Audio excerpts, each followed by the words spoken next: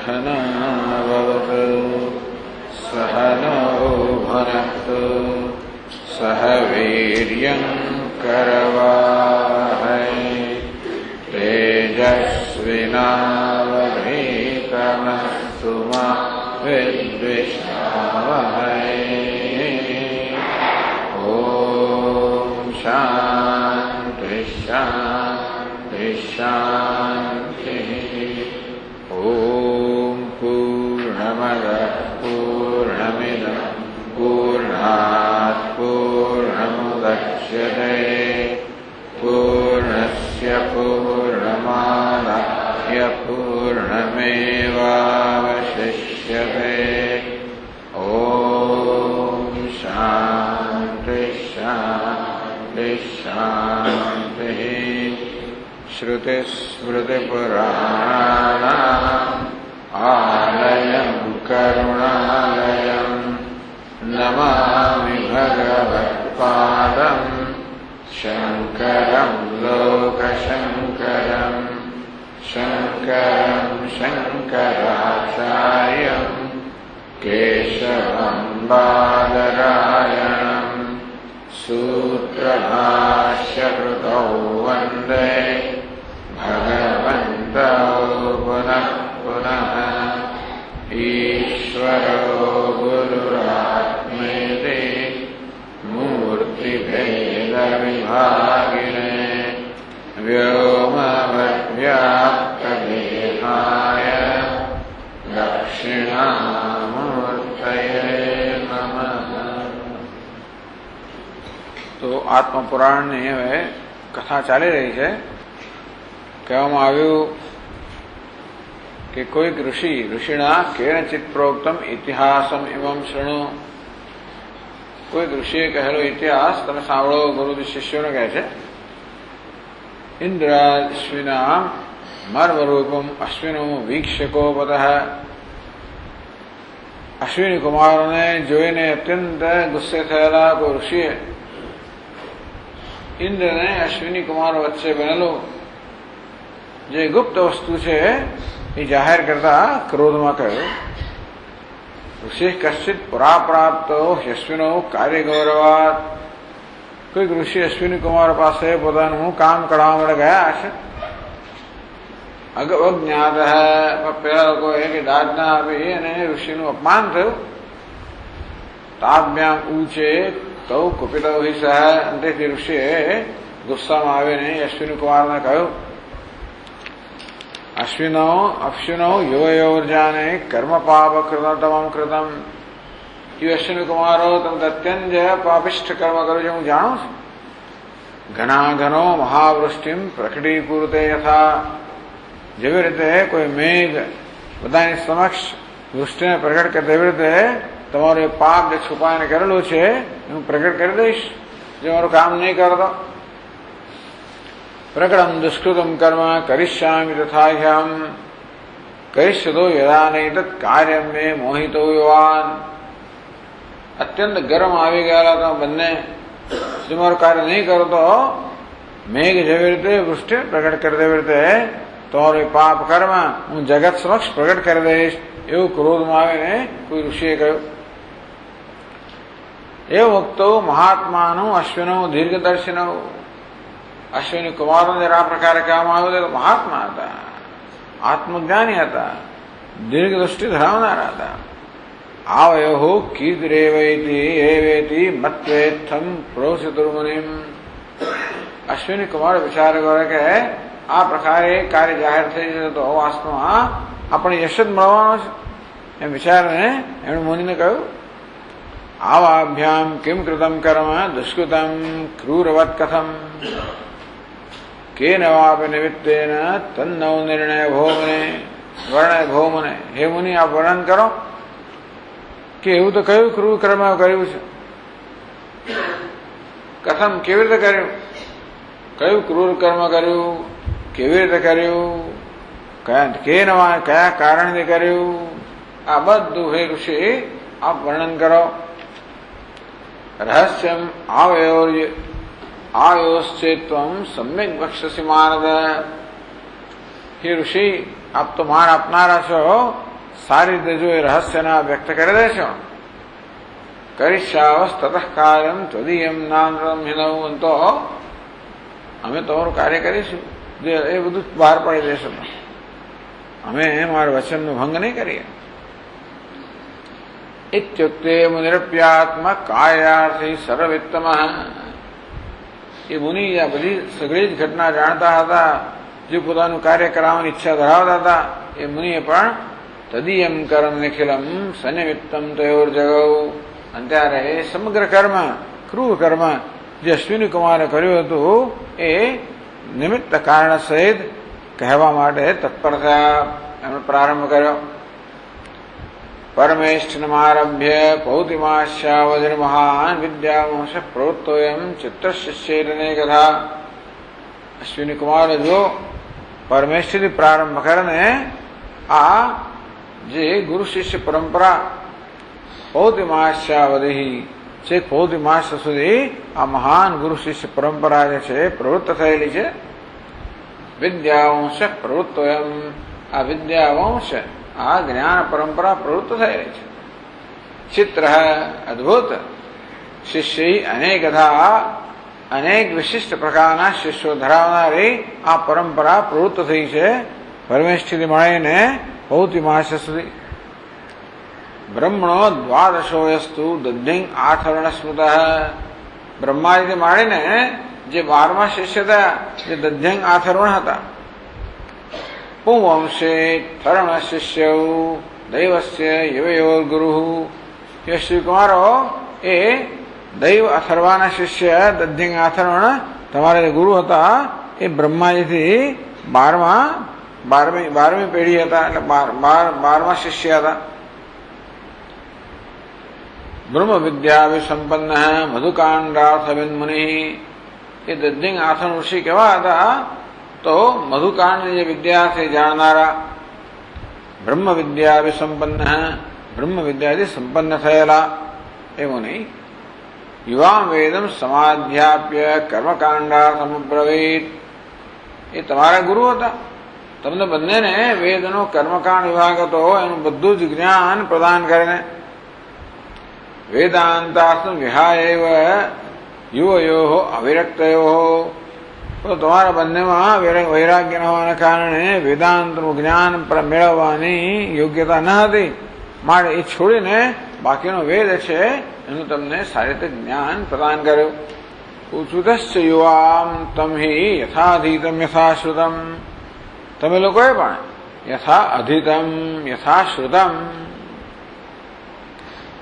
તમે જે પ્રકારે અધ્યયન કરેલું ને જે પ્રકારે શ્રવણ કરેલું તે પ્રકારે. તો ગુરો અક્ષર ગ્રહણમ અધ્યયનમ, અધ્યયન કોને કહેવાય? ગુરુ પાસેથી અક્ષર ગ્રહણ કરવો, એટલે કે જે ગ્રંથ છે ગ્રંથને ગ્રહણ કરવો.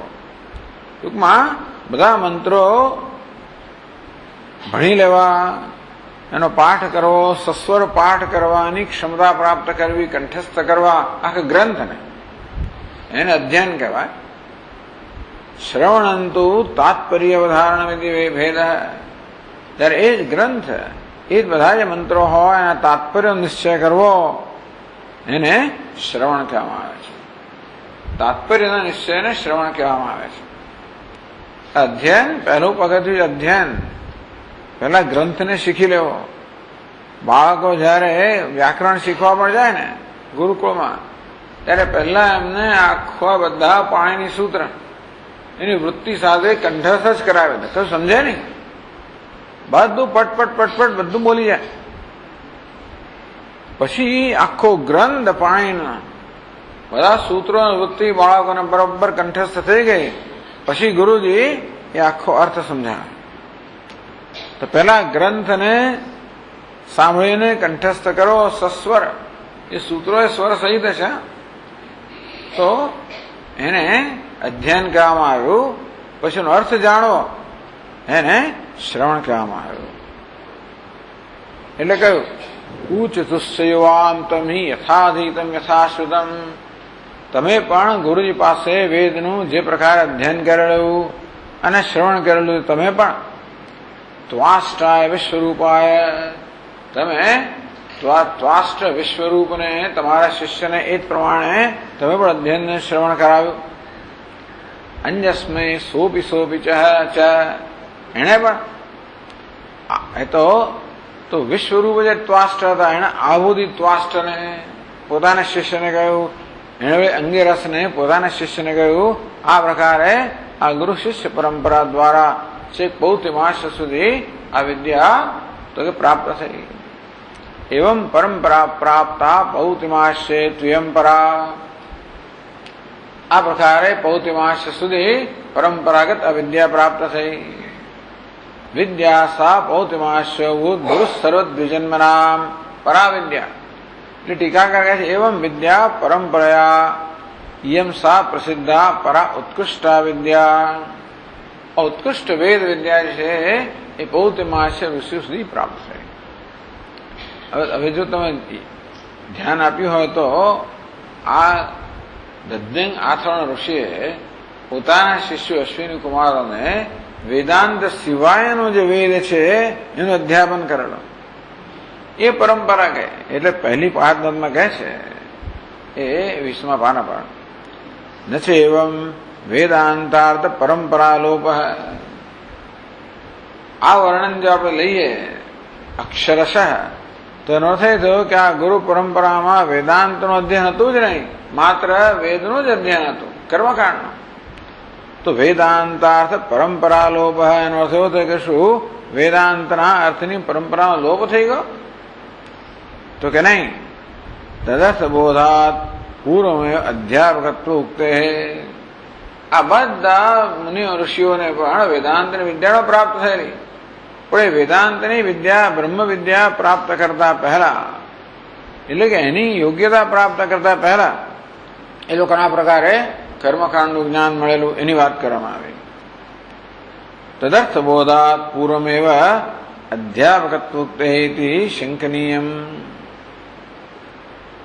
અનંતરમ અધિકારમ આપ્ય. પછીથી બધાએ પણ અધિકાર પ્રાપ્ત કર્યો.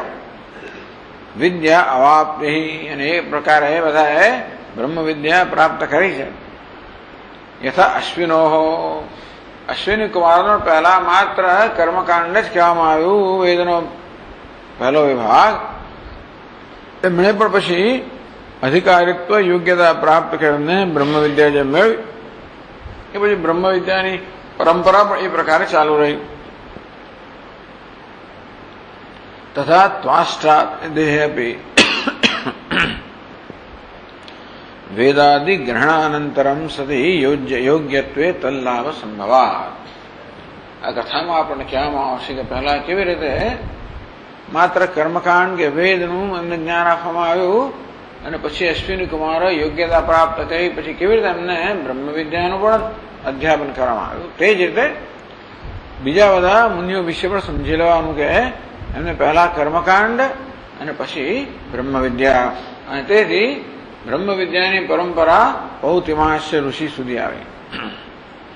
કારણ કે એનો ઉલ્લેખ તો બૃહદારણ્યકમાં છે. બૃહદારણ્યક બ્રહ્મ વિદ્યાનો ગ્રંથ છે, એમાં ઋષિઓની પરંપરા છે. એનો થઈ કે આ બ્રહ્મ વિદ્યાની પરંપરા પણ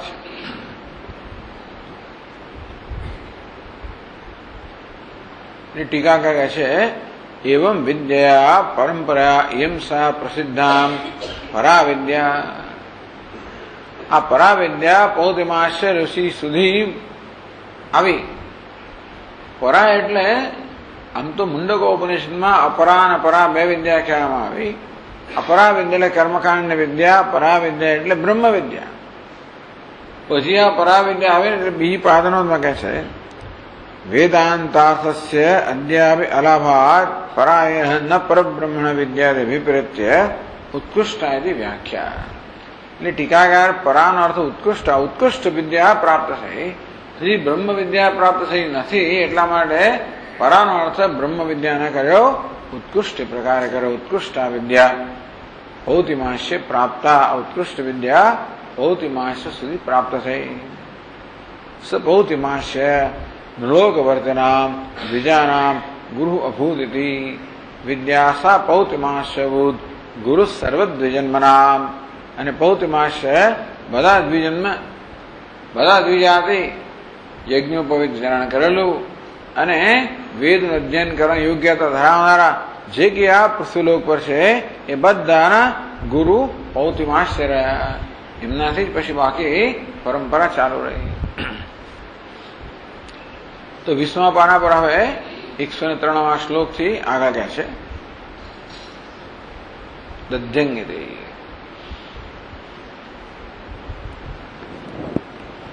દધ્યંગાથર્વણઃ પૂર્વમ બ્રહ્મજ્ઞાનાદ મહાયશાઃ સંપ્રદાયં પ્રવર્ત્યૈવં ક્વાપ્યવાસીત કૃતાશ્રમઃ.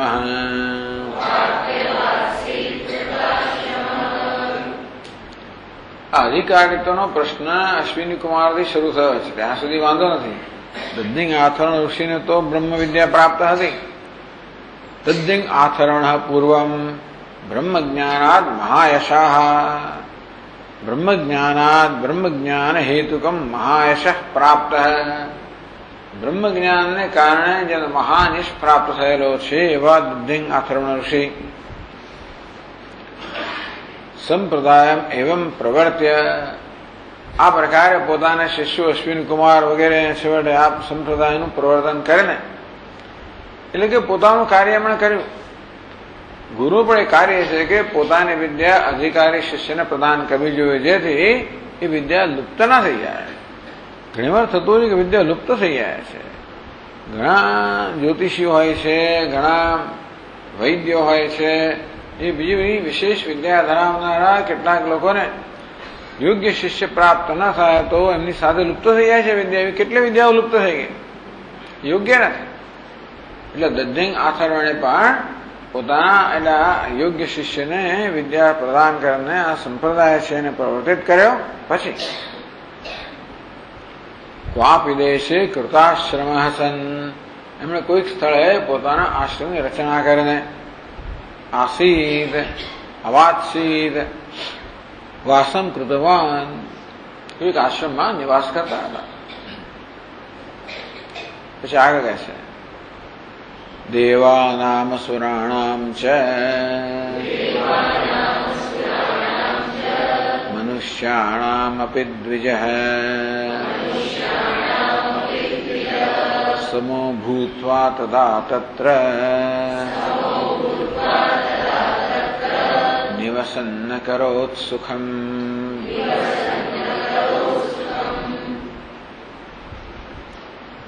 સમો ભૂત્વા, સમ પક્ષપાતહીનતયા ઉપકારક ભૂત્વા.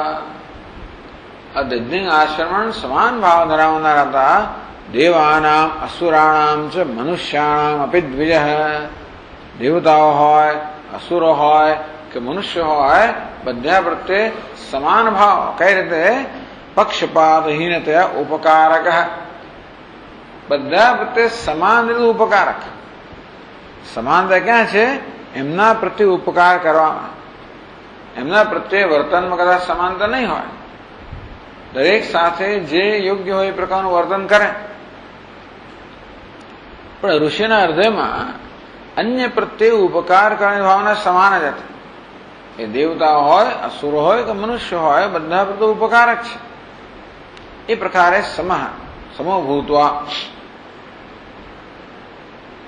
તત્ર નિવસન સુખમ અકરોદ. ત્યાં આશ્રમમાં નિવાસ કરતા દેવાદીનામ સુખમ અકરોદ. દેવતાઓ, અસુરો, મનુષ્યો આ બધા લોકોને સુખપ્રદ અભૂત. આ ઋષિ બધાને સુખ પ્રદાન કરતા હતા, બધા ઉપકાર કરતા હતા, બધાને ખુશ કરતા હતા.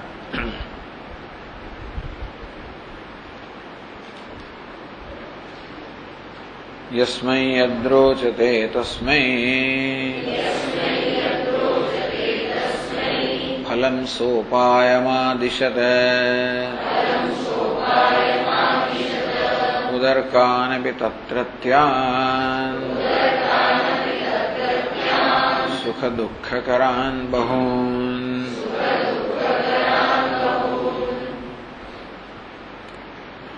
યસ્મૈ યદ્રોચતે, यस्मै यादृशायाधिकारेण यद्यत् फलम स्वर्ग पशुपुत्र वैरी मरणादिक रूपम रोचते। જેવો માણસ એમની પાસે આવે, જે વ્યક્તિ જેવી આવે એની જે પ્રકારની ઈચ્છા હોય, દરેકની ઈચ્છા જુદા પ્રકારની હોય,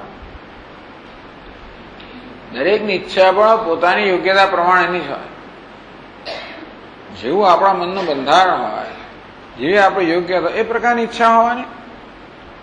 યસ્મિ યાદૃશાય અધિકારણે યદ્યત ફલમ રોચતે, તે અધિકારને જે પ્રકારના ફળની ઈચ્છા હોય, સ્વર્ગ પશુપુત્ર વૈરી મરણાદિ રૂપમ, સ્વર્ગ જોઈતું હોય, મનુષ્યને સ્વર્ગ જોઈએ, એ પશુપુત્ર જોઈએ, સ્વર્ગ જોઈતું હોય, દેવતા થયા પહેલા આસુરોને વૈરી મરણાદિ રૂપમ, અસુરો ઈચ્છે કે પોતાના વૈરીને મારવો, જે કંઈ એ દરેકની ઈચ્છા જુદા પ્રકારની હોય પોતાના અધિકાર પ્રમાણે.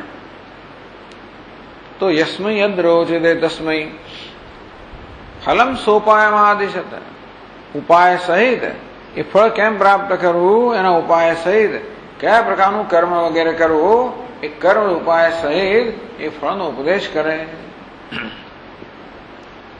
તત્ત ફલમ સોપાયમ આદિશત.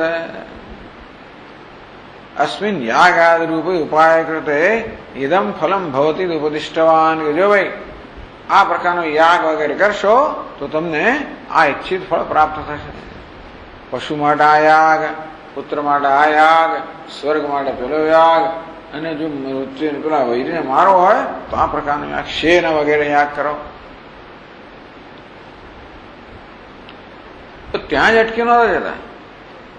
ઉદરકાન તત્રત્યાન સુખ દુઃખ કરાન બહુન. આ પ્રકારનું કર્મ કરવાને કારણે ભવિષ્યમાં લાંબે ગાળે શું પરિણામ આવશે એની પણ વાત કરે. એટલે કે છે તેષામ પૃચ્છતામ હિતકામ્યયા. ઋષિ એમના હિતની પણ કામના કરનારા હતા. માત્ર એ પૂછે એટલો ઉત્તર આપે એવું નહીં, પણ એ દ્વારા એમનું હિત કઈ રીતે થાય એ પણ વિચારનારા હતા. તેષામ પૃચ્છતામ, આ પ્રકારે ભિન્ન ભિન્ન ફળ મેળવવાથી એની ઈચ્છાથી પૃચ્છા કરનારા આ દેવતાઓ, દાનવો, મનુષ્યો જે હતા, હિત કામ્યયા એ પ્રત્યેકનું હિત કરવાની ઈચ્છાથી. તત્રત્યાન ઉદરકાન અભી, તે કરવામાં રહેલા ઉદર્ક એટલે ભવિષ્યમાં ફળ જે મળે છે તેષુ ફલેષુ ભાવિનઃ સુખ દુઃખ કરા ઉદરકાન ઉત્તરાણી ફલાની આપી. એવું છે ને કે કર્મ માત્ર ફળ આપીને રહી જાય છે એવું નથી, પણ બીજી વૃત્તિઓ ઉત્પન્ન કરે, બીજું કર્મ ઉત્પન્ન કરે, આ ફળ સાથે બીજા ફળ પણ ઉત્પન્ન કરે. આપણે કર્મ કરીએ, જેમ કે કોઈને આપણે પૈસા આપીએ તો ચાલો મારી પાસે એટલા પૈસા ઓછા થયા અને પેલાને મળ્યા. કર્મ પાછળ કયા પ્રકારની ભાવના હતી એ પછી બીજા જે ફળ મળે. જો કોઈને મદદ કરવા આપ્યા હોય તો એને મદદ થઈ, એને કારણે એને સુખ થયું, પુણ્ય તમને થયું, અને તેથી એનું વધારે વળી સુખ મળે. એમાં પણ પાછા કોઈ પ્રકારની અપેક્ષા વગર આપ્યા હોય, તમે એને મદદ કરવા આપ્યા પણ પાછા લેવાની ઈચ્છાથી આપ્યા હોય, એક વસ્તુ છે. મદદ કરવા આપ્યા, કોઈ પ્રકારની ઈચ્છા વગર આપ્યા, એટલે કર્મની પાછળ કયા પ્રકારની ભાવના કે વૃત્તિ જે છે, ઈરાદો છે, એ પણ પાછું ફળ ઉત્પન્ન કરતો હોય છે. આ બધું કેમ ને તેષુ ફલેષુ ભાવિનઃ સુખ દુઃખ કરા ઉદરકાન ઉત્તરાણી ફલાની આપી. આ તાત્કાલિક ફળ તો આમાં છે, પછી શું ફળ મળે છે એ વિશે પણ એમને કહે. શેને વડે? હિતકામ્ય, એમ હિત કરવાની ઈચ્છા હતી. બહુન બહુવિધાન ઉપાદિશત, આ પ્રકારે ભવિષ્યમાં શું પ્રકારનું મળશે એનો ઉપદેશ પણ ઘણો કરે. ટીકાકાર કહે છે અસ્મિન યાગે કૃતે સ્વર્ગો ભવિષ્યતિ. જો ભાઈ મનુષ્યો તમે યાગ કરશો તો તમે સ્વર્ગ મળશે. પરંતુ પાતાદ દુઃખમ સત્કુલે જન્માદિ ભવિષ્યતિ. પણ સ્વર્ગમાં જશો એટલે એમ ના માનતા કે હંમેશ માટે તમે સ્વર્ગમાં રહેશો. ક્ષીણે પુણ્ય મર્ત્યલોકમ વિશંતિ, પુણ્યનો ક્ષય થશે એટલે વળી પાછું મર્ત્યલોકમાં પ્રવેશ કરવો પડશે. તમારે સ્વર્ગમાં તમારું પતન થશે. પાતાળ દુઃખમ તે નહીં ગમે પાછું. સ્વર્ગમાં દીર્ઘકાળ સુધી તમે આનંદ કર્યો હશે પછી ધક્કો મારશે, અથવા તમારા કર્મ સમાપ્ત થશે એટલે તમારું શરીર ઓગળી જશે તો પાછા પડશો. પછી વીજળી ફલાણું ધુમાડો કરતા કરતા પાછા આવશે. એનો આખો જે માર્ગ છે એનું વર્ણન આવે છે. પાતાળ દુઃખમ ભવિષ્યતિ સત્કુલે જન્માદિ ભવિષ્યતિ. તમારા એ સ્વર્ગની નો ભોગ ભોગવ્યા પછી તમારા ખાતામાં જો પુણ્યકર્મ બનાવો સંચય હશે તો તમે સત્કર્મ જન્મ મળશે. અથવા તો હીનતરમ વા વિશંતિ, ઇમમ લોકમ હીનતરમ વા વિશંતિ. મુંડકોપનિષદ કહે છે કે ભાઈ તમારા ખાતામાં જો અધમ કર્મ હશે તો વળી હીન લોકમાં પણ જવું પડે. એ ટૂંકમાં જન્મ મૃત્યુના ચક્રમાં પાછા જશો. ગતાગતમ કામ કામા લભંતે, આમ કામનાથી પ્રેરાને સ્વર્ગ પ્રાપ્ત કરશો તો પણ તમારું અવર જવર જે છે એ ચાલુ જ રહેવાની છે. સંસાર મુક્ત નહીં થાવ. આ દુઃખ રહેલું છે. સ્વર્ગમાંથી પડવાનું દુઃખ, વળી બીજો જન્મ લેવાનું દુઃખ, સાથે રહેલા બધા દુઃખો તો છે પાછા. આવું પણ કેમ ને? અસ્મિન યાગે કૃતે શત્રુ મરણમ ભવિષ્યતિ. જો અસુરો તમારે શત્રુને મારો છે, આ શેન યાગ વગેરે કરશો તો શત્રુ મરશે ખરો. તદનંતરમ નરકોપે ભવિષ્યતિ. પણ તમે શત્રુને મારોનો પાપ કર્મ કર્યું છે ખરું તો ખરું ને. હત્યા તમારે કરવી હોય તો ભાઈ તમે લોકો લડાઈ કરો. ટૂંકમાં યુદ્ધ કરવાનું, અને એ પ્રકારે તમે રણ મેદાનમાં સામી સાથે યુદ્ધ કરો અને શત્રુનો વધ કરો તો એ પાપ ના કહેવાય. બહુ ચોરી છુપીથી છાનું સપનું કરો એ અનિતિ છે. એ અનિતિ પૂર્ણ એ લોકોનો વધ કરવાના કારણે પાછું નરકમાં જવું પડશે. પણ ખરું નરકો ભવિષ્યતિ. અસ્મિન કૃતે ચિત્તશુદ્ધિ. આ કર્મ જો તમે નિષ્કામ ભાવથી કરશો તો ચિત્ત શુદ્ધિ પ્રાપ્ત થશે. તદનંતરમ છે જ્ઞાનાધિકાર લાભ. અને ચિત્ત શુદ્ધિ પછી જ્ઞાનનો અધિકાર મળે એવો લાભ પણ મળશે તમને. ઇત્યાદિ વિધયા ઉપદિષ્ટવાની. ટૂંકમાં ઋષિનું વર્ણન કરે છે કે ઋષિ અત્યંત ઉત્કૃષ્ટ, બધાની હિતની ઈચ્છા રાખનાર હતા, અત્યંત નિષ્કામ હતા. એમને એટલે એમને કોઈ પ્રકારનું નિસ્પૃહી, કોઈ સ્પૃહા નથી. અને એ રીતે બધાના હિત માટેનો જ ઉપદેશ કરે. એમને પોતાનો કોઈ પ્રકારનો સ્વાર્થ નથી એટલા માટે.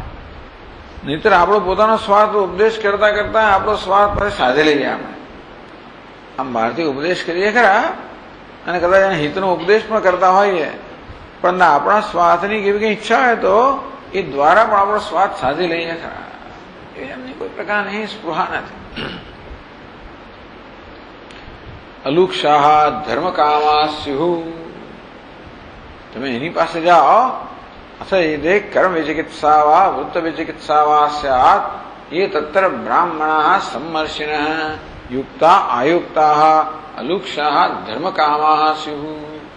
એવા જે બ્રાહ્મણો હોય, વિદ્વાનો હોય, પવિત્ર લોકો હોય, જે લોકો રૂક્ષના હોય, જે લોકો કોમળ હોય, જે લોકો નિસ્પૃહી હોય, જે લોકો વિદ્વાનો, એમની પાસે જજો અને એમની સલાહ માંગજો. એવી જાતના ઋષિ છે. પછી આગળ કહે છે 106મા શ્લોકમાં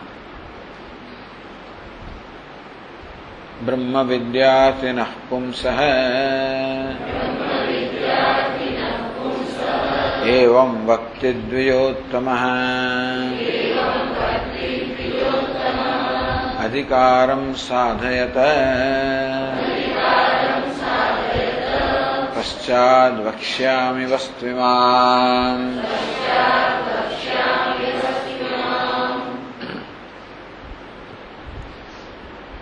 બ્રહ્મ વિદ્યાર્થિન.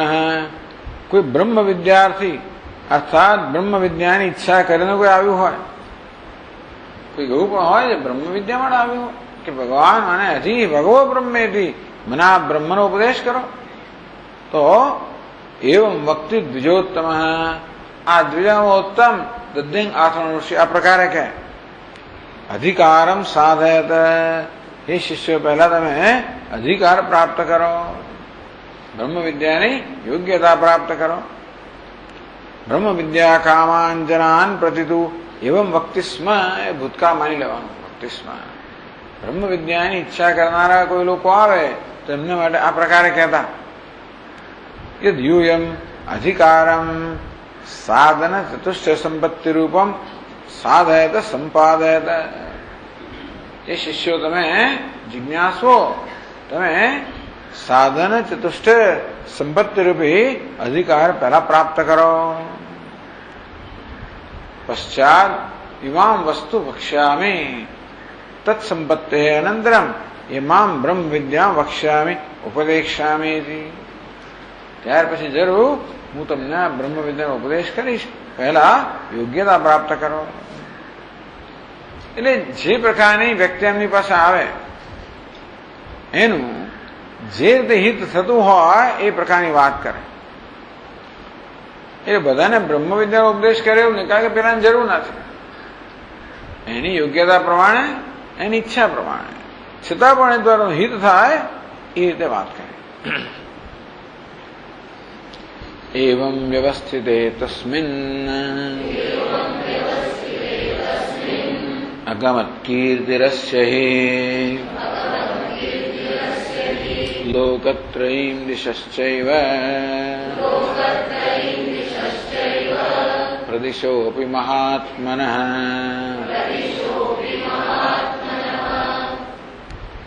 એવં વ્યવસ્થિતે તસ્મિન, એવં ઉક્ત વિધયા તસ્મિન દધીચ વ્યવસ્થયા વર્તમાને સતી.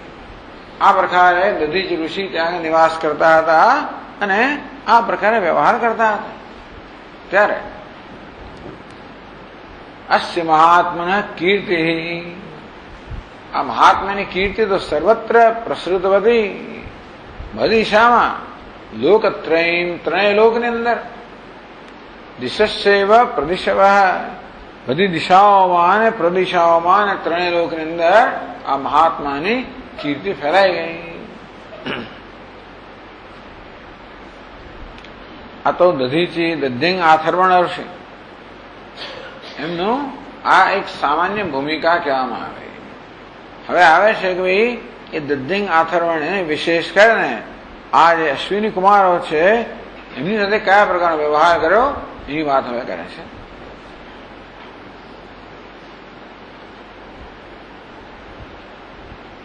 તત્રાપि યુવયો સ્નેહ તસ્ય ભૂયાન ભૂદ્મુનેઃ બાલ્યમારભ્ય શિષ્યૌ ચ યુવામ તસ્ય મહાત્મનઃ.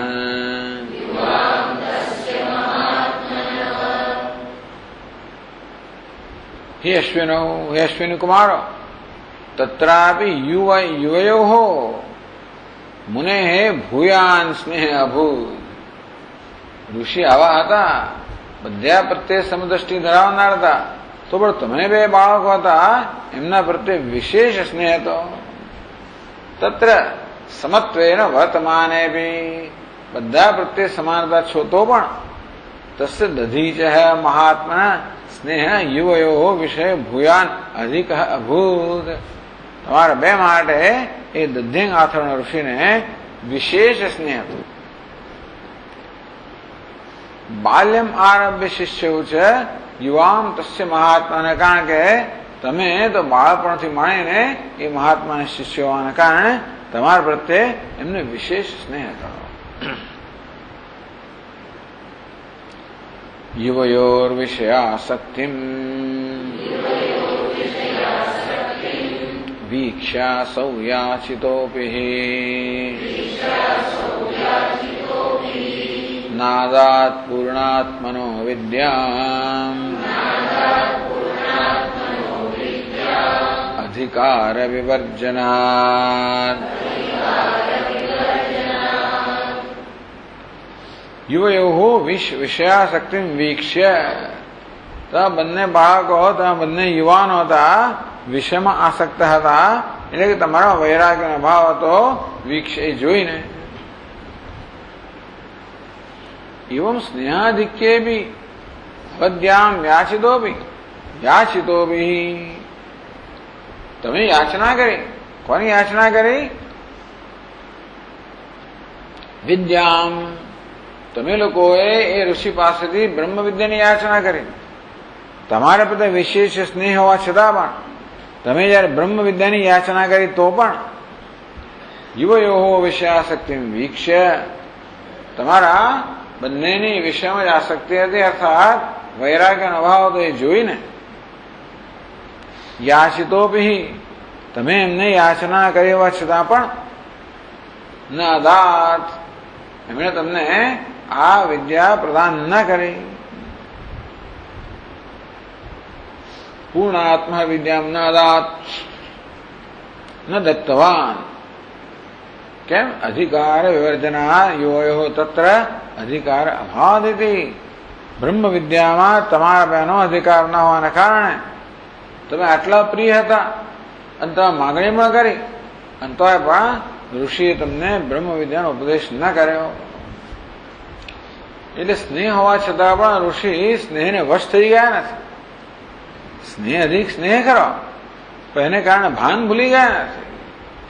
જેમ ભરત રાજા કે ભરત મુનિ પેલા હરણ પ્રત્યે જયારે આસક્ત થઈ ગયા અને થોડું ભૂલી ગયા, આસક્તિમાં આવી ગયા, એમ કરીને પોતાની સાધનાથી પણ ચ્યુત થઈ ગયા છે.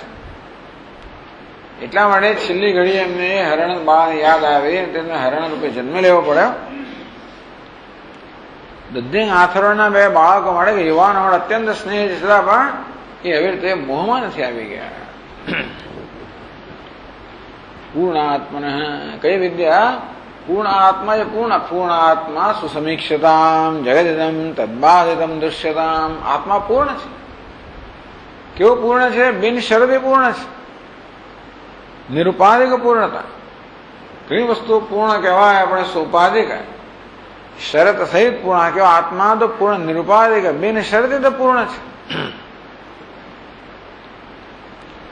એવું પૂર્ણ છે કે અપૂર્ણતાનો વિરોધી પણ નહીં. આ નિષ્પ્રતિયોગી પૂર્ણતા એટલે અપૂર્ણતાનો વિરોધી નહીં, બધાને સમાવી લેનારો પૂર્ણ આત્મા છે. એ જેને કહેવાય બ્રહ્મ કહો, ભૂમા કહો, આવો જે આત્મા છે એની વિદ્યા તમને પ્રદાન ન કરે.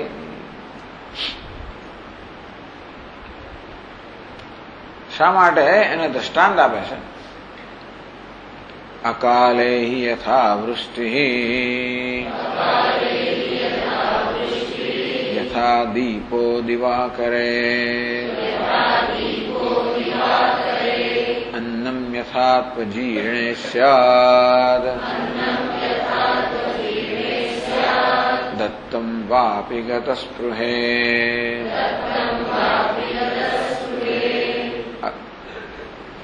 અકાલે યથા વૃષ્ટિ.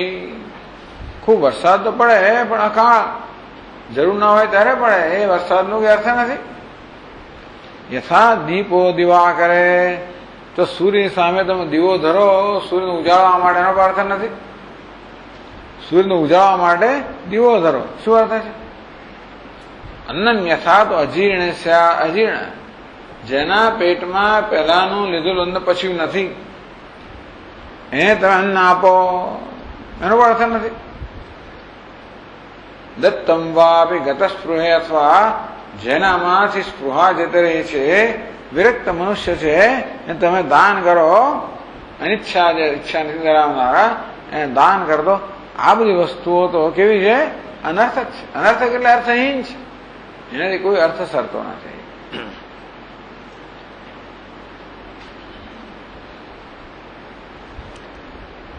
અકાળે કીદૃશો મનાત. પછી બીજા શ્લોકમાં કહે છે અધિકારમ વિના તદ્વદ વિફલમ બ્રહ્મબોધનમ એવં વદન મુનિર્નિત્યમ ઇચ્છતામધિકારિણામ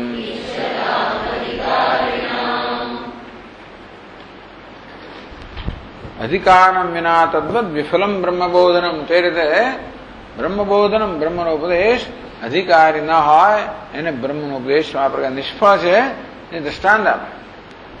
કીદૃશો મુનિ અધિકારિણામ અધિકારમિચ્છતામ જનાનામ અધિકાર સંપાદને તત્પરતામ સંપાદયિતુમ. બ્રહ્મ વિદ્યાની ઈચ્છા કરનારા પરંતુ અધિકાર વગરના જે મનુષ્ય હોય એમનામાં હવે તમે ના કોઈ એટલું પૂરતું નથી. એમનામાં અધિકારિત્વ પ્રાપ્ત કરવાની તમારે પ્રેરણા જન્માવી જોઈએ. નહીં તો એ લોકો નિરાશ થઈને જતા રહે કે આ ઋષિ તો આપ્યું નામ ના કરવું વરિયાદ કરીને જતા રહે. પણ એમને એ રીતે કહેવામાં આવે કે જેથી લોકોને પોતાને લાગે વાત બરોબર છે અને અમારે અધિકારિત્વ સંપાદન કરવું જોઈએ. અધિકાર સંપાદને તત્પરતામ સંપાદયિતુમ. એ લોકો પોતાને જ બ્રહ્મ વિદ્યા માટે અધિકાર સંપાદન કરવાની પ્રેરણા જન્મે, તત્પરતા જન્મે. અધિકાર પ્રાપ્ત કરવા માટે એ લોકો બરોબર પ્રયત્નશીલ બને, સમર્પિત બને. એ માટે હંમેશા આવું કહેતા, નિત્યમ વદન. હંમેશા મુનિ આ પ્રકારે કહે, અકાલે યથા વૃષ્ટિ સૂર્યસ્ય પુરઃ પ્રકાશાય નિહિતો દીપ. કે ભાઈ સૂર્યની સમક્ષ એને પ્રકાશિત કરવા માટે ધરાયેલો દીપ. અજીર્ણે પૂર્વાન્ને અન્નમ ભુક્તમ. પહેલા ખાધેલું અન્ન પછી નથી, હજી પેટમાં જ રહ્યું છે અને તમે એને અન્ન આપો. પછી દેહ વસ્તુની સૃહાહીને દત્તમ છે અને તમે જે આપવાની ઈચ્છા ધરાવો છો એમાં પેલા રસ નથી. ઘણા આપણે આપણા ઈચ્છતા હોય લોકો પાછું મોકલી આપે, લો ભાઈ અમને જરૂર નથી. એટલે માત્ર આપવું પર્યાપ્ત નથી, પણ જોવું પડે કે ભાઈ એ આપવામાં એ વ્યક્તિને એમાં રસ છે કે નહીં, તો એ દેવાનો આપવાનો કોઈ અર્થ નથી. એ તાન યથા વિફલાની. આ બધી વસ્તુ જે રીતે ફલહીન છે, નિષ્ફળ છે. એટલે કે એનાથી કઈ અર્થ સરતો નથી. તથા અધિકાર વિના બ્રહ્મ વેદનમિતિ દ્વયો. તે રીતે અધિકાર વગર બ્રહ્મનો ઉપદેશ કરો એ પણ એ રીતે નિષ્ફળ, જેમ આ બધી વસ્તુ નિષ્ફળ છે. તો પાદ 1 નંબરની પાદ નોંધમાં કહે છે અધિકાર વિના બ્રહ્મ વેદનમ ઇતિ. બ્રહ્મ વેદનમ એટલે શું? બ્રહ્મ બોધનમ ત્યાં તો કહેલું, અહીંયા બ્રહ્મ વેદનમ કહે છે. વેદનમ આવેદનમ ઉપદેશ ઇત્યર્થ. બ્રહ્મનો ઉપદેશ એ લોકોને કરવો અધિકાર વગર એ એવો જ નિષ્ફળ છે. એટલે ટીકા કહે છે, ટિપ્પણી, જ્ઞાનંતુ અનધિકારની અસંભવે. અધિકાર ન હોય તો ઉપદેશ કરવા છતાં પણ જ્ઞાન જન્મતું નથી. ટૂંકમાં જ્ઞાન ધંધા જ જન્મે. જેવી રીતે આપણી સમક્ષ ફૂલ ધરવામાં આવે તો પણ આપણી આંખોમાં અધિકાર ન હોય, આંખોમાં મોતિયો આવ્યો હોય, બીજી કોઈ રીતે આંખમાં દોષ હોય તો આ ફૂલ જોઈ શકાય નહીં. અથવા અંધકાર હોય, આંખોને જોવા માટે જે સહાયની આવશ્યકતા હોય, સહકારી કારણ એ પણ ન હોય તો પણ ન જોઈ શકાય. તો મુખ્યત્વે અધિકારિત્વ વગર પ્રમાણ કામ ના કરે. શબ્દો પણ સંભળાય નહીં જો આપણા આ કાન છે એટલે કે આપણી શ્રોત્રેન્દ્રિય છે એ તૈયાર ન હોય, જ્ઞાન ન થાય. તેથી જ્ઞાન થવા માટે જે જ્ઞાનનું કારણ છે, પ્રમાણ જે છે એ પ્રમાણ બરોબર યોગ્ય હોવું જોઈએ. અહીં કયું પ્રમાણ છે? અહીં તો આમ તો વેદાંત બ્રહ્મનું જ્ઞાન થવા માટે વેદાંત પ્રમાણ છે, ઉપનિષદના વાક્યો પ્રમાણ છે. ઉપનિષદના વાક્યો શુદ્ધ અંતઃકરણ સહિત ઉપનિષદના વાક્યો, અંતઃકરણ શુદ્ધિ સહિત ઉપનિષદના વાક્યો પ્રમાણ બને. એકલા ઉપનિષદ વાક્યો પ્રમાણ બનતા નથી. અંતેથી અંતઃકરણ શુદ્ધ ના હોય, યોગ્યતા ના હોય તો ઉપદેશ સફળ થતો નથી. જ્ઞાનંતુ અનધિકારણે અસંભવે. અધિકાર ના હોય તો જ્ઞાન અસંભવ છે.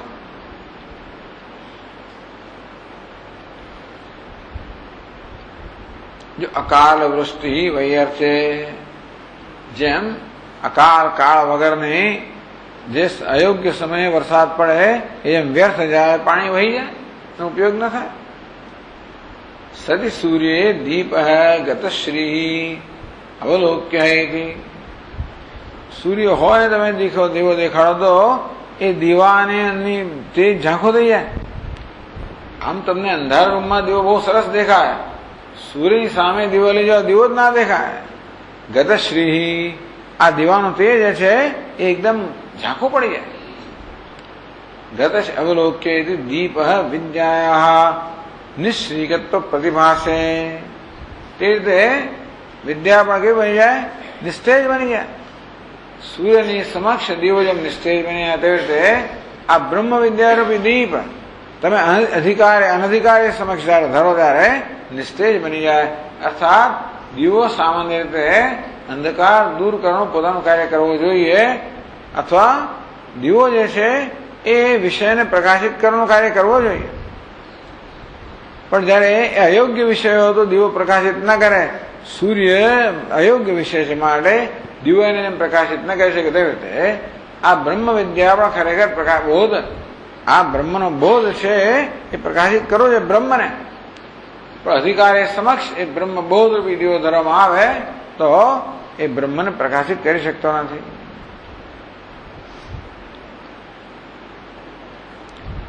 વિના અધિકારમ સુત વિદ્યસ્ય અવિદ્યાદિ આહાનાદ વિદ્યા અવિદ્યાહાન અસમર્થાયતિ શંકા પ્રસંગ.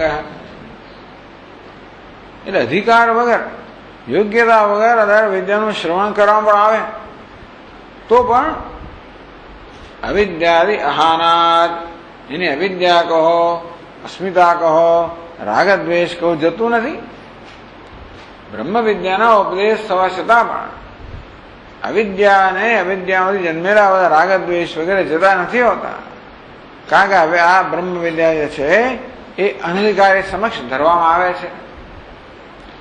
એ છેવટે આમાં નામોશી કોને મળે?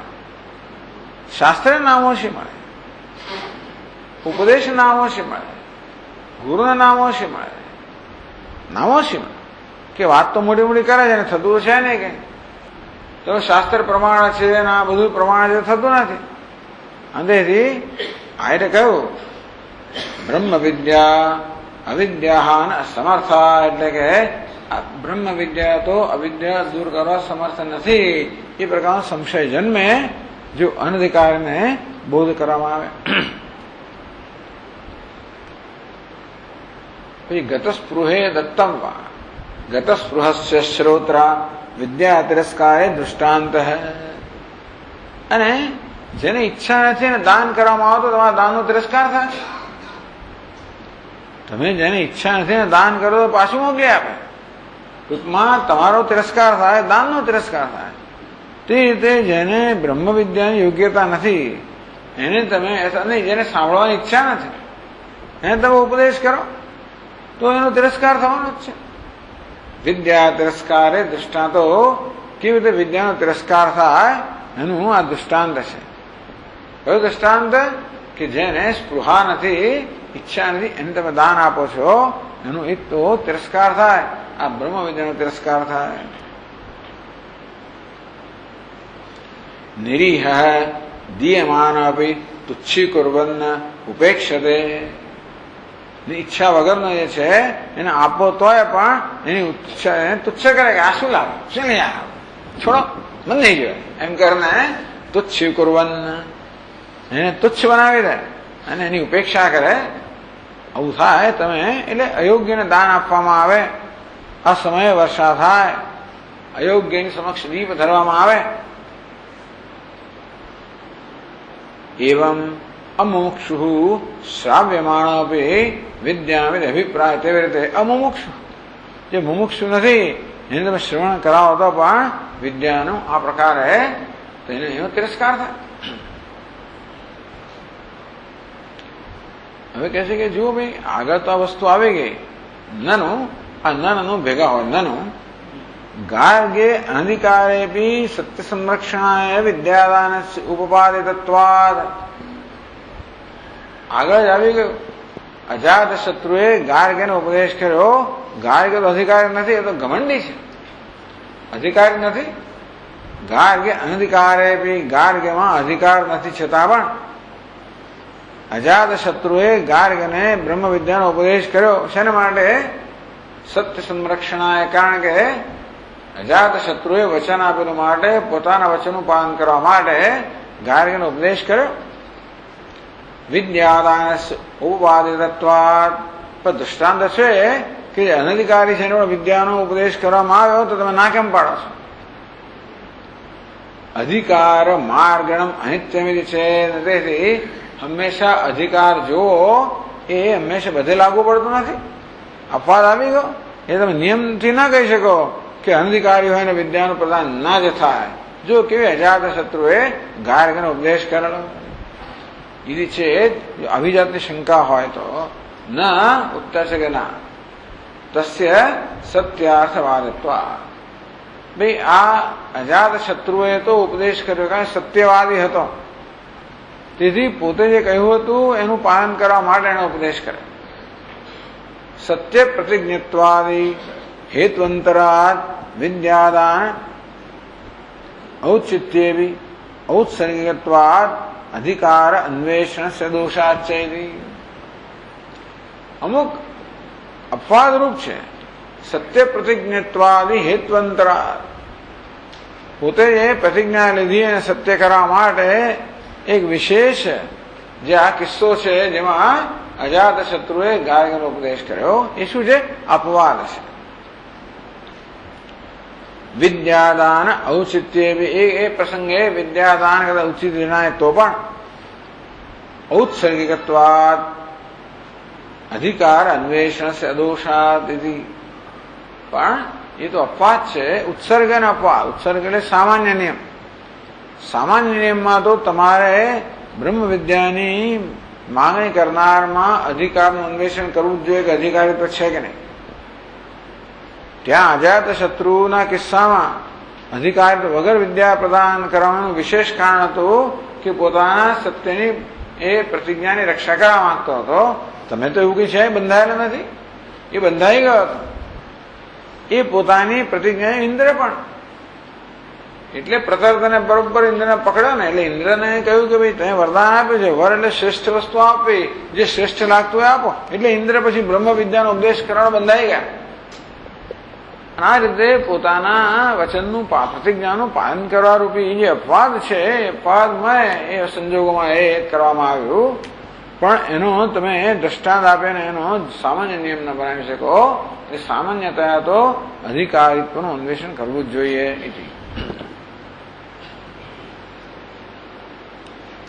પછીના પાને 22મા પાને કહે છે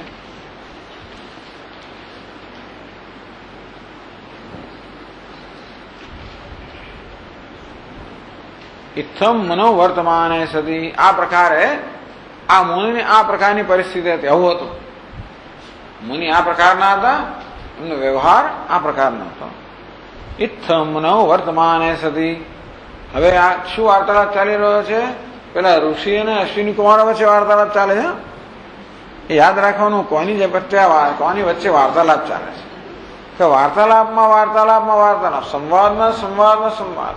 મૂળ સંવાદ તો ગુરુ શિષ્યનો ચાલે છે. એ આ ઋષિ અને અશ્વિની કુમાર વચ્ચેનો સંવાદ કહે છે. એ વળી પાછા દદ્દેંગ આથર્વણ અશ્વિની કુમાર વચ્ચેનો સંવાદ કહે છે.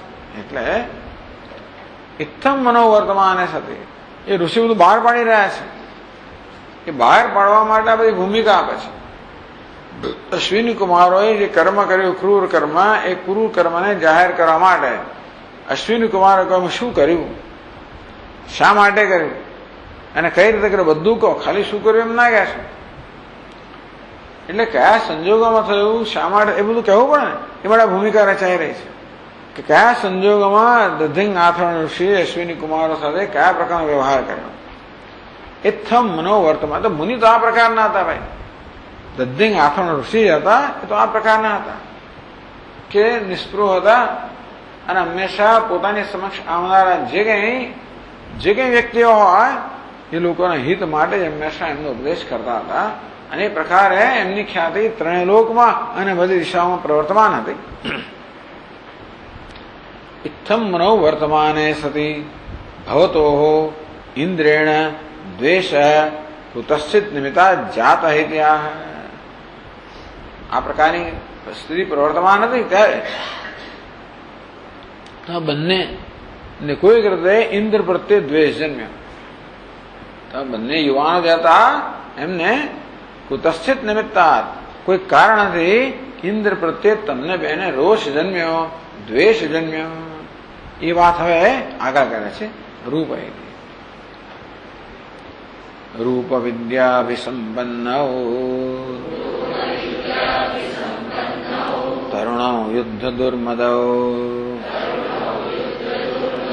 અવજ્ઞામ દેવરાજસ્ય ચક્રાતે ક્વચિદેવહી. દરેક પ્રસંગમાં ઋષિ કથા કહે છે. આપણે પ્રતર્દનની કથા કહી શરૂઆતમાં, કયા સંજોગોમાં આવ્યો, કેવું યુદ્ધ કર્યું વગેરે. પછી ગાર્ગીની કથા કહેલી, ગાર્ગીનું કેવી ચારે બાજુ એની ખ્યાતિ કેવી હતી ને કેવો ને ઘમંડ જન્મ્યો. હવે અશ્વિની કુમારની કથા કહે છે કે એમનામાં કેવો ઘમંડ જન્મેલો છે, કેવો રોષ જન્મ્યો. રૂપ વિદ્યા અભિસંપન્ન.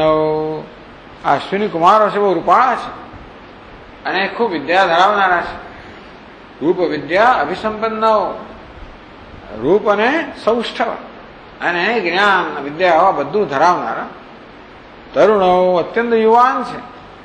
મારે યુદ્ધ દુર્મદવ, યુદ્ધમાં અનેક પ્રકારના યુદ્ધમાં વિજય પ્રાપ્ત કરવાના કારણે જેમનો દુર્મદ, જેનો મદ તો કે સમાવી શકાય નહીં એ પ્રકારનો મદ, દુર્મદ.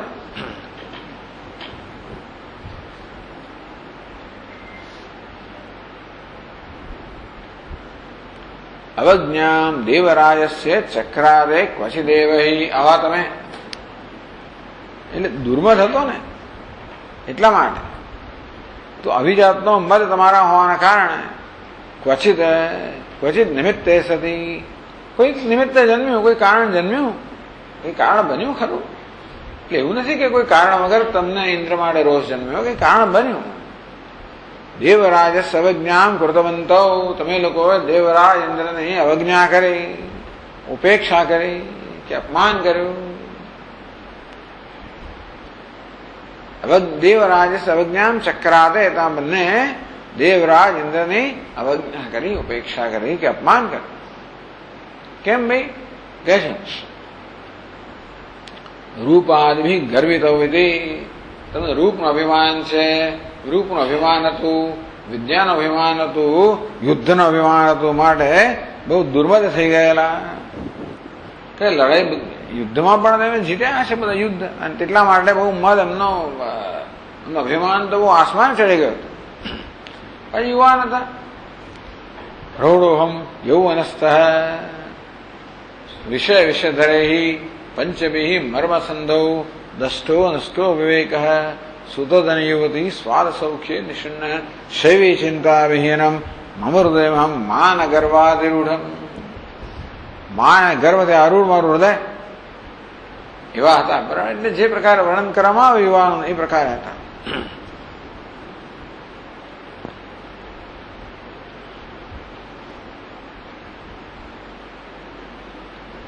યજ્ઞ ભાગમ સુરેન્દ્રોપી યુવયોર્વિન્યવારયત અપૂતૌ વિષજાવૈતૌ ભૂતપૂર્વમ નરાધમૌ યજ્ઞભાગો નયોર્માભૂત મમાજ્ઞેયં જગત્રયે. ઇન્દ્રની અવજ્ઞા કરવામાં આવી તો ઇન્દ્ર તરત જ બદલો લીધો, સજા કરી. યજ્ઞભાગમ સુરેન્દ્રોપી યુવયો યજ્ઞભાગમ વિન્યવારયત. સુરેન્દ્ર આ દેવતાઓનો રાજા ઇન્દ્ર છે, એમણે પણ તમારો યજ્ઞ ભાગ એટલે અશ્વિની કુમારનો યજ્ઞ ભાગ જે હંમેશા યજ્ઞની અંદર હોય એ એમણે દૂર કરી દીધો, રોકી દીધો. અવજ્ઞામ દૃષ્ટ્વા ઇન્દ્ર યુવયો યજ્ઞ ભાગમ નિવારિતવાન. એણે જો ઇન્દ્રે જોયું કે તમે લોકો અવજ્ઞા કરી છે, અને તેથી ઇન્દ્રે યજ્ઞમાં તમને જે ભાગ મળતો હતો એ ભાગ રોકી દીધો. શું કારણ આપ્યું? યજ્ઞ ભાગને રોકવા માટે ઇન્દ્રે કારણ આપ્યું શું? નિવારણ અભિનય. કઈ રીતે ઇન્દ્રે યજ્ઞ ભાગનું નિવારણ કર્યું? યજ્ઞ ભાગને રોકી દીધો કઈ રીતે કર્યું? કે છે કે અપૂતૌ ભિષજૌ એતૌ ભૂતપૂર્વમ નરાધમૌ. આ બે ભિષજૌ, આ બે વૈદ્ય છે. અપૂતો અપવિત્ર છે. ભૂતપૂર્વમ પૂર્વના ભવની અંદર નરાધમો અધમ નર હતા. થયું શું કે ભાઈ આ વૈદ્ય લોકોને એ લોકો અપવિત્ર માને છે, અપવિત્ર માને છે. એટલે કે ભૂતકાળમાં એ લોકો વૈદ્ય હતા અને અધમ પ્રકારના નર હતા અને અપવિત્ર હતા. માટે અને એવો યજ્ઞ ભાગ માભૂત, માટે આ બેને યજ્ઞ ભાગ ના આપવો જોઈએ. એ તો અશ્વિનૌ યત ભિષજૌ ચિકિત્સકૌ પૂર્વજન્મની નરાધમો છે આસ્થાન. પૂર્વજન્મમાં આ અશ્વિની કુમારો ચિકિત્સકો હતા અને તેથી તે કારણે અધમ નર હતા. બે વસ્તુ કહી, ચિકિત્સક પણ હતા અને અધમ નર પણ હતા. અત અપૂતો અશુદ્ધો, માટે લોકો અશુદ્ધ છે. કે છે અહીંયા ટીકા, અહીંયા ભાષાંતરમાં ચિકિત્સામાં કેટલાક પ્રાણીને સુખ પ્રદાન કરવા માટે પ્રયોગ કરવો પડે. ઔષધ નિર્માણમાં અનેક પ્રાણીને કષ્ટ આપવું પડે. તમે ઘણી વાર બધા બે પ્રાણીઓ પર પ્રયોગ કરતા હો ને, એ જમાનામાં થતા કે આપણે ખબર નહીં હોય, પણ અત્યારે થાય જ છે. કેટલા ઉંદરોને મારી નાખે ને કેટલા બિચારા ભૂંડને મારીને, બધા લોકો ટૂંકમાં માણસો પર આવતા પહેલા તો કેટલાય લોકોનો ભોગ લેવાતો હોય છે. એની સામે દુનિયાભરનો વિરોધ થઈ રહ્યો છે. એટલે કે દવાઓ માણસોને આપે પહેલા તો બહુ એના પ્રયોગો થાય. ઉંદરથી શરૂઆત થાય, પછી કદાચ અંદર પેલા દેડકા આવે ને સસલા આવે ને ભૂંડ આવતા હશે ને, અને શું આવતું હોય, પછી વાંદરા આવે, પછી માણસો આવે. એ બધા પ્રયોગોમાં પેલા હંમેશા દવા તો કેટલા વખત પછી તમારી પુરવાડે પહેલા કેટલાય મરી જતા હશે ને. જુઓ ને કે હવે મરી ગયા, આમ થતું મરી ગયા. હવે એમ કરતા બદલતા શિવર એવી દવા આવે જે માણસોને કામ લાગી શકે. એમાં પાછા માણસો પર પ્રયોગ કરતા હોય છે, એનો ખાસ પૈસા આપતા હોય છે. એટલે હિન્દુસ્તાનમાં અત્યારે આવું ચાલે છે, કારણ હિન્દુસ્તાનમાં ઘણા માણસો મળી રહે. તમે એમને એમનું પૈસા આપો, વિદેશમાં મળે છે, પૈસા આપો એટલે લોકો પોતાના પર પ્રયોગ કરવા તૈયાર થાય છે. એની પાછળ એ પણ એક જાતનો ઈરાદો હોય છે કે નવી દવા આવી રહી છે, આ રોગ અમને જે થયેલો છે એ રોગ તો જતો નથી કેટલી દવાઓથી, એ રોગ માટે નવી દવા આવી રહી છે, ચાલો ભાઈ પ્રયોગ કરવા માટે આપણે આપીએ, તત્પર થઈએ તો કદાચ આપણે લાગી જાય તો ફાયદો થઈ જાય. હવે એવું છે ને કે આ લોકો પ્રયોગ જયારે કરતા હોય ત્યારે બે વિભાગ કરે. એટલે સરખા જ જાતના લોકો હોય, એમાં એક જૂથ એવું હોય જેને દવા આપવામાં ના આવે, બીજું જૂથ એવું દવા આપવામાં આવે. એ તમે કયા માણસો ભગવાન જાણે. બધાને ઇન્જેક્શન આપતા જાણે, પણ એક તો પ્લેસિબો એટલે ટૂંકમાં ખાલી પેલું ડિસ્ટિલ વોટર આપી દે કેટલા લોકો, અને બીજાને દવા આપે. તમને શું આપ્યું તમને ખબર ના હોય. પછી બધી એ લોકો નોંધ કરે, એ લોકો નિરીક્ષણ કરે અને પછી બધી નોંધ કરે ને બધું, પછી આવું થતું હોય. પણ એટલે આ રીતે નવી નવી દવાઓ જો તમે જયારે એ નવી દવાઓ શોધ કરતા હો કે એનો વિકાસ કરતા હો, ત્યારે આ પ્રકારે ઘણા પ્રાણીઓને ઘણી બધી પીડા આપવી પડે. વળી ડોક્ટરો તો બધા, ડોક્ટરો એટલે શું, એ લોકો તો બધી વસ્તુ જુએ ને બધી વસ્તુને અડકે. અસ્પૃશ્ય સ્થાનો એને પણ અડકવું પડે એટલે પવિત્ર થઈ જાય. અને દવા લેવા માટે જ જાત જાતની જગ્યાએ બધું જ કરવું પડે. આ બધાથી આ ચિકિત્સકોને અપવિત્ર માનવામાં આવ્યા છે. એટલે આવું છે એટલે આ તો જૂના જમાનાની વાત છે. પણ એટલે અપૂતો ભિષજૌ એ તો આ બે ચિકિત્સકોના કારણે અપવિત્ર છે અને પાછા અધમ નર હતા, બંને એમના ભેગા થયેલા હતા. યજ્ઞ ભાગ અને એવો માભૂત, अशुद्धत्वादेवानयो यज्ञे यो भाग है अश्विन ग्रहादि रूप है सह अद्यारभ्य माभूत એમને ભાગ આપવાનો હોય આજથી માળીને એમના ભાગ બંધ કરી દો. એવમ આકાર ત્રિલોક્યામ મમાજ્ઞાયતી મમાજ્ઞા એમ જગત્રય ત્રણેય લોકની તમારી આજ્ઞા છે કે કોઈ આ પ્રકારે એટલે એને ધમકી આપે કે જો કોઈએ પણ આ આજ્ઞાનું ઉલ્લંઘન કર્યું તો સજાને પાત્ર થઈ જશે. ઇન્દ્ર જયારે આવું કહે એટલે કોઈની હિંમત જ નથી પછી. માટે જો કોઈએ આજ્ઞાનું ઉલ્લંઘન કર્યું ત્રણેય લોકની મારી આજ્ઞા ત્રણેય લોકમાં અમારી આણ પર્વતમાન છે માટે કોઈએ હવે તેમને યજ્ઞ ભાગ આપવો નહીં. આવો ભય સ્વભાવ એમને કહેવામાં આવ્યું. સુરાણામ ચ મુનીનામ ચ સમક્ષમ એવમીરિતે શક્રેણ યજ્ઞ ભાગો ગાદ યુવયો સર્વયજ્ઞતઃ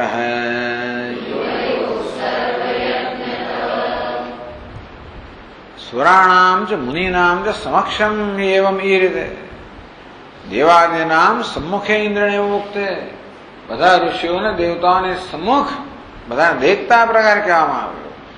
એવું છે ને પેલી બસ પર હમણાં આજકાલ તો સુવાક્ય છે કે તમે એકાંતમાં કોઈને કહો ને તો એના દોષનું નિવારણ થઈ શકે, ક્ષતિને નિવારી શકાય. એકાંતમાં કહેવામાં આવે એટલે તમારે કોઈની ક્ષતિ કે દોષનું ધ્યાન દોરવું હોય કે સુધારવું હોય તો બધા દેખતા કહેવાને બદલે એકલા હોય ને કેવું છે તો પેલા એવું ખરાબ ના લાગે.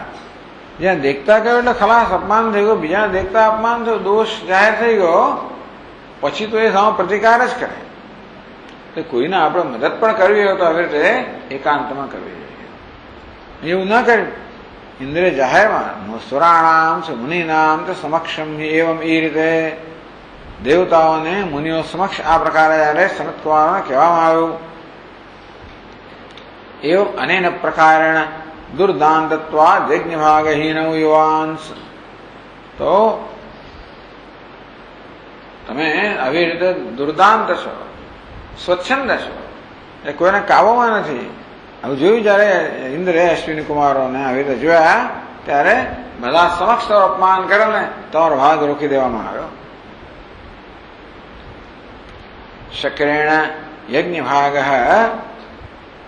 યુવયો સર્વયજ્ઞત યજ્ઞ ભાગ અગાત અંતેથી યુવયો યજ્ઞ ભાગ સર્વેભ્ય યજ્ઞેભ્ય અગાત નિવૃત્ત ઇત્યર્થ. તો આ પ્રકારે કહ્યું એટલે બસ પછી તો કોઈ હિંમત નથી કે આ આજ્ઞાનું ઉલ્લંઘન કરે. અંતેથી ત્યારથી માંડીને તમારા બંનેનો યજ્ઞ ભાગ છે જતો રહ્યો. અગાત નિવૃત્ત ઇત્યર્થ. તમે યજ્ઞ ભાગથી વંચિત રહી જાઓ, ત્યાંથી વંચિત રહી ગયા. આવું થયું. આ ઇન્દ્રની વચ્ચે થયેલી ઘટના છે. એની માટેનો જે ભૂમિકા છે કહેવામાં આવે. વેદમાં તો માત્ર 2 મંત્ર જ કહેવામાં આવ્યા, એમાં એક જ મંત્ર, પછી બીજું તો એટલે 2 જ વાક્ય કહેવામાં આવે. એમાંથી આ બધી કથા આ ગ્રંથકારે ઉપસાવેલી છે, એમાંથી ઉપસાવેલી છે.